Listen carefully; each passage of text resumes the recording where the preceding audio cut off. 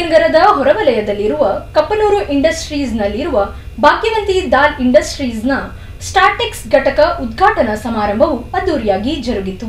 ಕಪ್ಪನೂರು ಇಂಡಸ್ಟ್ರೀಸ್ನಲ್ಲಿರುವ ಶ್ರೀಮತಿ ಭಾಗ್ಯಶ್ರೀ, ಶ್ರೀ ಶರಣಪ್ಪ ಗೌಡಪ್ಪ, ರೇವಣಸಿದ್ದಪ್ಪ ವಾಡಿ ಸಾಹುಕಾರ್ ಅವರ ಮಾಲೀಕತ್ವದ ಭಾಗ್ಯವಂತಿ ದಾಲ್ ಇಂಡಸ್ಟ್ರೀಸ್ನ ನೂತನ ಸ್ಟಾರ್ಟೆಕ್ಸ್ ಘಟಕವನ್ನು ಎಂಎಲ್ಸಿ ಸುನಿಲ್ ಗೌಡ್, ಕೆಕೆಆರ್ಡಿಬಿ ಅಧ್ಯಕ್ಷ ಡಾಕ್ಟರ್ ಅಜಯ್ ಸಿಂಗ್ ಹಾಗೂ ಸಮಾರಂಭದಲ್ಲಿ ಭಾಗಿಯಾಗಿದ್ದ ಅತಿಥಿ ಗಣ್ಯರು ರಿಬ್ಬನ್ ಕತ್ತರಿಸುವ ಮೂಲಕ ಉದ್ಘಾಟಿಸಿದರು.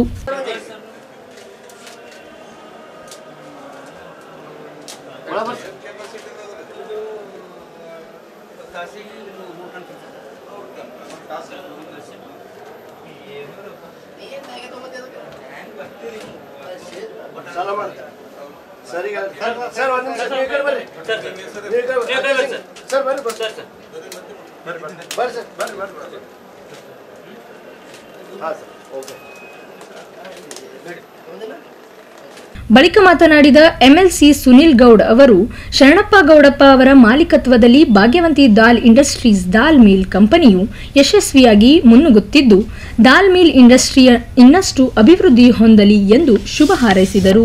ಬಳಿಕ ಮಾತನಾಡಿದ ಶರಣಪ್ಪ ಗೌಡಪ್ಪ ಅವರ ಮಾಲೀಕತ್ವದಲ್ಲಿ ಭಾಗ್ಯವಂತಿ ದಾಲ್ ಮಿಲ್ ಉತ್ತಮ ಸೇವೆ ನೀಡುತ್ತಿದ್ದು, ರೈತ ಸ್ನೇಹಿಯಾಗಿದೆ, ಉತ್ತಮ ಕಾರ್ಯನಿರ್ವಹಿಸುತ್ತಿದೆ ಎಂದು ಅವರ ದಾಲ್ ಮಿಲ್ ಮಾಲೀಕರಾದ ಶರಣಪ್ಪ ಗೌಡಪ್ಪ ಅವರಿಗೆ ಶುಭಾಶಯ ತಿಳಿಸಿದರು. 70% ಏನು ತೊಗರಿ ಬೆಳೆ ನಮ್ಮೆಲ್ಲದರಿದ್ರೆ ಅದು ಗುಲ್ಬರ್ಗ. ಇವತ್ತು ಏನು ನಮ್ಮ ಬಿಜಾಪುರ ದ್ರಾಕ್ಷಿ, ದಾಳಿಂಬೆ, ಜೋಳ ಹಿಂಗೆ ಬೆಳಿತೀವಿ, ಆ ರೀತಿ ಗುಲ್ಬರ್ಗದಲ್ಲಿ ಇವತ್ತಿನ ದಿವಸ ತಾವೆಲ್ಲ ಭಾಳಷ್ಟು ತೊಗರಿ ಬೆಳೀತಾ ಇದ್ದೀರಿ. ಆ ಒಂದು ತೊಗರೆಯಿಂದ ಇವತ್ತೇನು ಮೋಡಿ ಸಹಕಾರಿ ಘಟಕ ಪ್ರಾರಂಭ ಮಾಡಿದ್ದಾರೆ, ಈ ಒಂದು ಘಟಕದಿಂದ ಸ್ಟಾರ್ಟೆಕ್ಸ್ ಘಟಕದ ಇಂಥ ಒಂದು ಘಟಕದಿಂದ ಬಹಳಷ್ಟು ಜನರಿಗೆ, ರೈತರಿಗೆ ಹಾಗೂ ಇಲ್ಲಿದ್ದಂಥ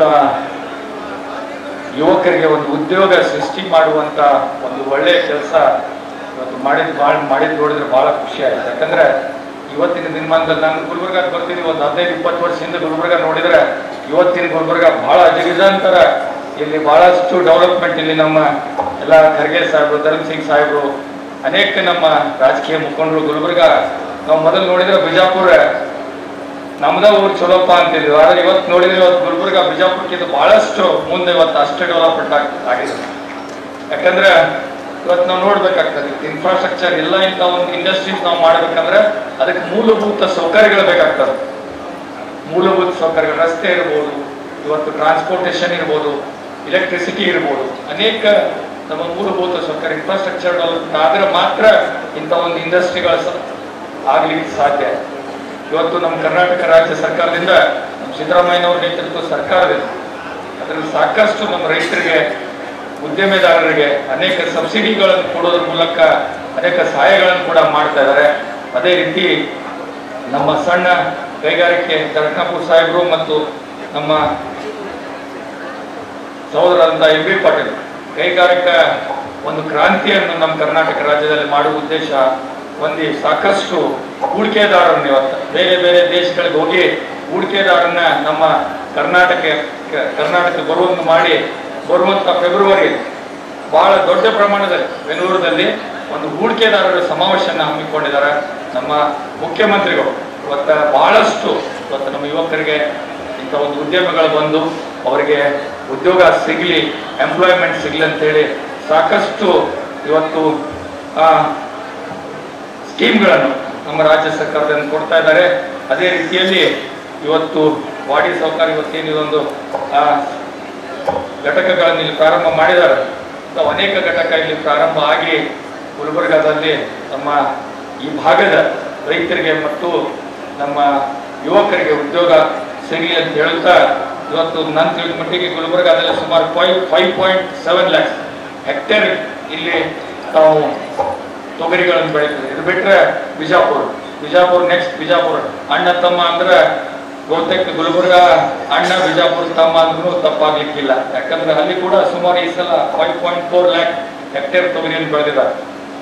ಮತ್ತೆ ನಮ್ಮ ಪ್ರಿಯಾಂಕ್ ಖರ್ಗೆ ಸಾಹೇಬ್ ಏನು ತೊಗರಿ ನಮ್ಮ ನಡು ಬಹಳಷ್ಟು ತೊಂದರೆ ಆಗಿತ್ತು, ಅದಕ್ಕೆ ಪರಿಹಾರ ಕೊಡುವಂತ ಒಂದು ವ್ಯವಸ್ಥೆ ಪ್ರಿಯಾಂಕ್ ಖರ್ಗೆ ಸರ್ ಕೊಟ್ಟಿದ್ದಾರೆ ಅಂತ ಹೇಳಿ ನಾನು ರೈತರಿಗೆ ಅನುಕೂಲವಾದಂಥ ಕೆಲಸ ಅವರು ಕೂಡ ಮಾಡಿದ್ದಾರೆ ಅಂತ ಅವ್ರಿಗೂ ಕೂಡ ನಾನು ಧನ್ಯವಾದಗಳನ್ನು ಹೇಳ್ತಾ ಈ ಭಾಗದ ರೈತರಿಗೆ ಇನ್ನೂ ಹೆಚ್ಚು ಹೆಚ್ಚು ಅನುಕೂಲ ಆಗಲಿ, ಇದೀಗ ಇನ್ನೂ ಹೆಚ್ಚು ಘಟಕ ಪ್ರಾರಂಭ ಆಗಲಿ. ವಾಡಿ ಸರ್ಕಾರ ಇದು ಇಂಥ ಘಟಕ ಬಿಜಾಪುರದಲ್ಲಿ ಒಂದು ಪ್ರಾರಂಭ ಮಾಡಲಿ ಅಂತೇಳಿ ನಾನು ಅವ್ರಿಗೆ ಹೇಳ್ತೀನಿ. ಯಾಕಂದ್ರೆ ನಾನು ಕೇಳಾಕಿದ್ದೆ ಬಿಜಾಪುರದಲ್ಲಿ ಇಂಥ ಘಟಕ ಐತೋ ಇಲ್ಲ ಅಂತೇಳಿ ನನಗೆ ಗೊತ್ತಿರಲಿಲ್ಲ. ಅಲ್ಲಿ ಕೂಡ ತೊಗರಿ ನಾವು ಜಾಸ್ತಿ ಬೆಳೆದ್ರಿಂದ ಇಂಥ ಘಟಕ ಆದ್ರೆ ಆ ಭಾಗದ ಜನರಿಗೂ ಕೂಡ ಅನುಕೂಲ ಆಗ್ತದೆ, ಆ ಭಾಗದ ಯುವಕರು. ತದನಂತರ ಮಾತನಾಡಿದ ಕರ್ನಾಟಕ ಲೋಕಸೇವಾ ಆಯೋಗದ ಅಧ್ಯಕ್ಷರಾದ ಶಿವಶಂಕರ್ ಸಾಹು ಅವರು ದಾಲ್ ಮಿಲ್ಗಳು ಕೈಗಾರಿಕೆ ಕ್ಷೇತ್ರದ ಬೆನ್ನೆಲುಬು ಆಗಿದೆ. ರೈತರಿಗೆ ಗ್ರಾಹಕರಿಗೆ ಉತ್ತಮ ಸೇವೆ ನೀಡುವ ಮೂಲಕ ಜನಮನ್ನಣ ಗಳಿಸಬೇಕೆಂದು ಕಿವಿಮಾತು ಹೇಳಿದರು. ಖುಷಿಯಿಂದ ಹೇಳಬೇಕಾಗ್ತದೆ.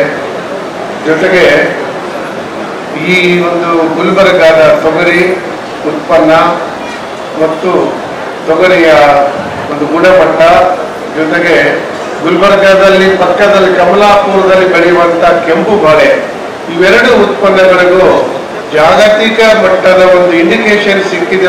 ಒಂದು ಖುಷಿ ಪಡುವಂತ ವಿಷಯ.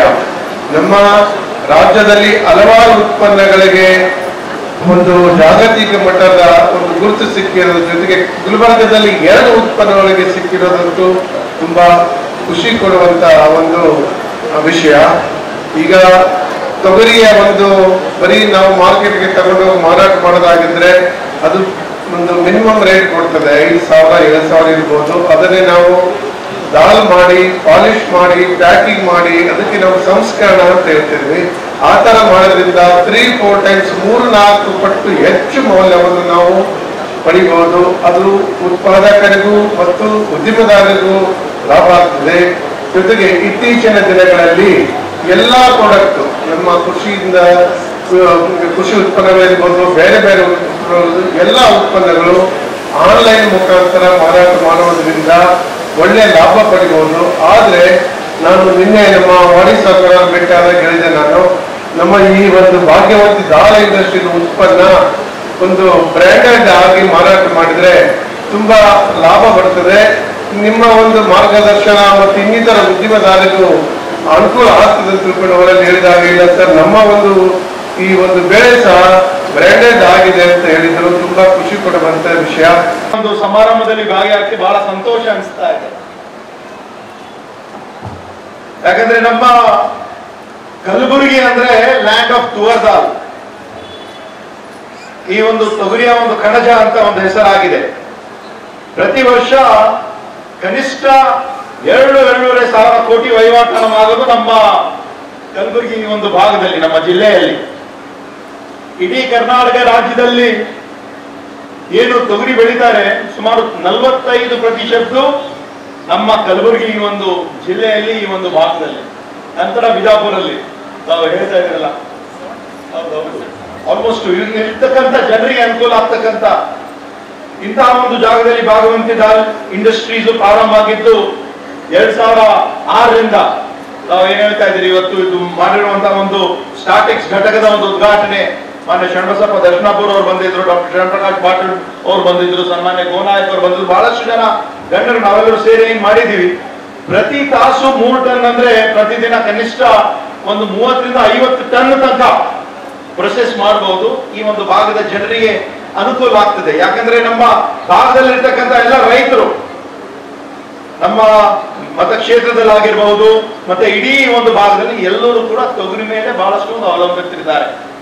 ಹಿಂದಿನ ಒಂದು ವರ್ಷದಲ್ಲಿ ಬಹಳಷ್ಟು ಒಂದು ಸಮಸ್ಯೆ ಆಗಿ ಒಂದು ನೆಟೆ ರೋಗ ಆಗಿತ್ತು.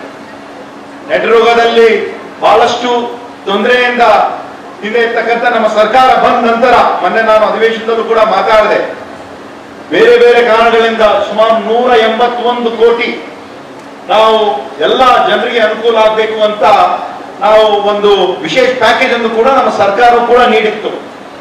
ಮೊನ್ನೆ ನಾವು ಮಾನ್ಯ ಮುಖ್ಯಮಂತ್ರಿ ಅವರಿಗೆ ನಾವು ಹೇಳಿದ್ವಿ ಅಧಿವೇಶನದಲ್ಲಿ, ಈ ಭಾಗದಲ್ಲಿ ನಮ್ಮ ರೈತರಿಗೆ ಅನುಕೂಲ ಆಗ್ಬೇಕಂದ್ರೆ ಅಂದ್ರೆ ಒಂದು ವಿಶೇಷ ಪ್ಯಾಕೇಜ್ ನೀಡಬೇಕಂತ ನಾವು ಹೇಳಿದ್ವಿ. ನಿನ್ನೆ ನಮ್ಮ ಜಯದೇವ ಹೃದಯ ರೋಗ ಒಂದು ಬಹಳ ಬ್ರೋಡ್ ಮಟ್ಟದ ಒಂದು ಕಾರ್ಯಕ್ರಮದಲ್ಲಿ ಸನ್ಮಾನ್ಯ ಮಲ್ಲಿಕಾರ್ಜುನ್ ಖರ್ಗೆ ಸಾಹೇಬರು ಭಾಗಿಯಾಗಿದ್ರು, ಸನ್ಮಾನ್ಯ ಸಿದ್ದರಾಮಯ್ಯ ಅವರು ಕೂಡ ಭಾಗಿಯಾಗಿದ್ರು. ಅದರಲ್ಲೂ ಕೂಡ ಪ್ರಸ್ತಾಪ ಆಯಿತು. ಯಾಕಂದ್ರೆ ನಾವು ಗಾಡಿಯಲ್ಲಿ ಬರುವಾಗ, ಏರ್ಪೋರ್ಟ್ ಇಂದ ಬರುವಾಗ ನಾವು ಹೇಳಿದ್ವಿ, ಸರ್ ನಾವು ಏನಾದರೂ ಒಂದು ವಿಶೇಷ ಪ್ಯಾಕೇಜ್ ಘೋಷಣೆ ಮಾಡಬೇಕು ಅಂತ ಶರಣ್ ಪ್ರಕಾಶ್ ಪಾಟೀಲ್ ಅವರು ಮತ್ತೆ ನಾವು ಇಬ್ರು ಸೇರಿ ಗಾಡಿಯಲ್ಲಿ ಕುಂತಾಗ ನಾವು ಹೇಳಿದೆವು, ಪ್ರಸ್ತಾಪ ಮಾಡಿದ್ರು ಅವರು ತಮ್ಮ ಭಾಷಣದಲ್ಲಿ ಪ್ರಸ್ತಾಪ ಮಾಡಿದ್ರು, ಇವತ್ತು ಪತ್ರಿಕಾಲು ಕೂಡ ಬಂದಿದೆ. ಇಲ್ಲ ನಾವು ಒಂದು ಸರಿಯಾದ ರೀತಿಯಿಂದ ನಾವು ಏನೇನ್ ಮಾಡಬಹುದು ಅಂತ ಖಂಡಿತವಾಗಿ ನಾವು ಮಾಡ್ತೀವಂತನೂ ಕೂಡ ಅವರು ಒಂದು ಮಾತನ್ನು ಹೇಳಿದ್ದಾರೆ. ಮತ್ತೆ ಇವತ್ತು ವಾಡಿ ಸೌಕಾರ್ ಅವರು ಬಹಳ ಒಳ್ಳೆ ಕೆಲಸವನ್ನು ಕೂಡ ಅವರು ಮಾಡ್ತಾ ಬಂದಿದ್ದಾರೆ. ಇದು ಅವರು ಇವಾಗ ರೇವಂತ್ ಸಿದ್ದೇಶ್ವರ್ ಅವರು ಕೂಡ ಒಬ್ಬ ಯುವಕರಾಗಿ ಅವರು ಕೂಡ ತಮ್ಮ ಇಂಜಿನಿಯರಿಂಗ್ ಮುಗಿಸಿ ಮತ್ತೆ MBA ಕೂಡ ಮುಗಿಸಿದ್ದಾರೆ. ಅಭಿಷೇಕ್ ಅವ್ರ ಜೊತೆ ನಾವು ಯಾವಾಗಲೂ ಕೂಡ ನಾವು ಇರ್ತೀವಿ. ಮತ್ತೆ ವಿಶೇಷವಾಗಿ ಏನಾದರೂ ನಮ್ಮ ಶಿವಶಂಕರ್ ಸಾವು ಅವರು ಹೇಳಪ್ಲೆ ಏನು ನಮ್ಮ ಕಲ್ಯಾಣ ಕರ್ನಾಟಕ ಅಭಿವೃದ್ಧಿ ಮಂಡಳಿ ವತಿಯಿಂದ ಮತ್ತೆ ನಮ್ಮ ಸರ್ಕಾರ ವತಿಯಿಂದ ಏನಾದರೂ ಒಂದು ಅನುಕೂಲ ಆಗ್ಬೇಕಂದ್ರೆ ನಾವು ಯಾವಾಗಲೂ ಕೂಡ ಮಾಡೋದಕ್ಕೆ ನಾವು ಸಿದ್ಧರಾಗಿದ್ದೀವಿ. ಮತ್ತೆ ಸುನೀಲ್ ಗೌಡ್ರು ಹೇಳಿದ್ರು, ಇಂಥ ಒಂದು ಇಂಡಸ್ಟ್ರಿ ನಾವು ಬಹುಶಃ ಒಂದು ಬಿಜಾಪುರಲ್ಲೂ ಕೂಡ ಹಾಕ್ಬೇಕು, ಏನೇನು ಪರ್ಮಿಷನ್ ಬೇಕಂದ್ರೆ ಇದ್ದಿದ್ದು. ಇವಾಗ ನಮ್ಮ ಸರ್ಕಾರ ಮಂತ್ರಿಗಳು ಕೂಡ ನಮ್ಮವರೇ ಇದ್ದಾರೆ. ಇವತ್ತು ಸಣ್ಣ ಕೈಗಾರಿಕೆ ಸಚಿವರು ಕೂಡ ದರ್ಶನಾಪುರರು ನಮ್ಮ ಭಾಗದವರು, MB ಪಾಟೀಲ್ ಸಾಹೇಬರು ಕೂಡ ನಮ್ಮ ಭಾಗದವರು. ಏನು ಲೈಸೆನ್ಸ್ ಅದು ಏನಾದ್ರೂ ಬೇಕಿದ್ರು ಕೂಡ ನಾವು ಯಾವಾಗಲೂ ಕೂಡ ನಮ್ಮ ಜೊತೆ ಇರ್ತೀವಿ ಅಂತ ಹೇಳಿ ನಾನು ಇಲ್ಲಿ ನಮ್ಮನ್ನು ಕರೆಸಿ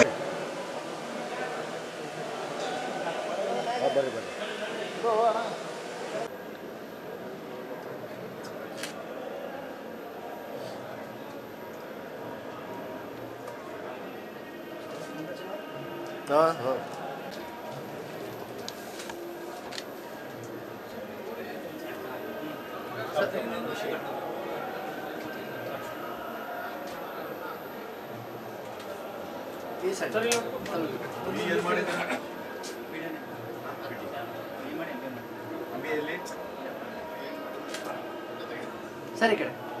ಎಸ್ ಸರ್.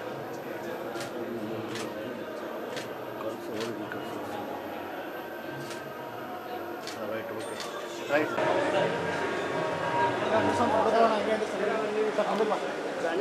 ಬರಲ್ಲ ಎಂದು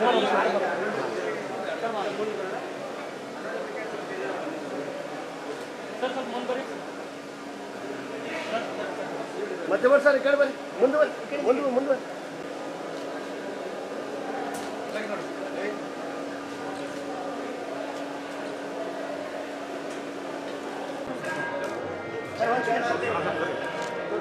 ಓಕೆ ಸರ್.